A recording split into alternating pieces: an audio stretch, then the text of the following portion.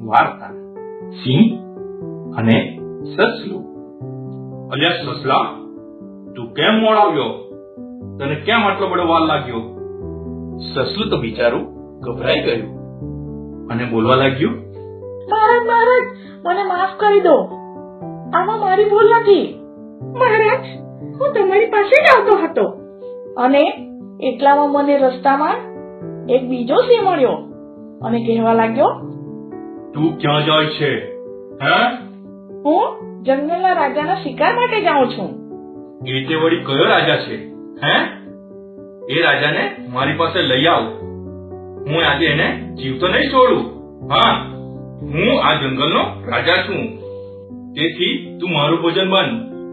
આ સાંભળીને હું ખૂબ જ ડરી ગયો અને ત્યાંથી મારો જીવ બચાવીને જેમ તેમ અહીંયા આવ્યો છું.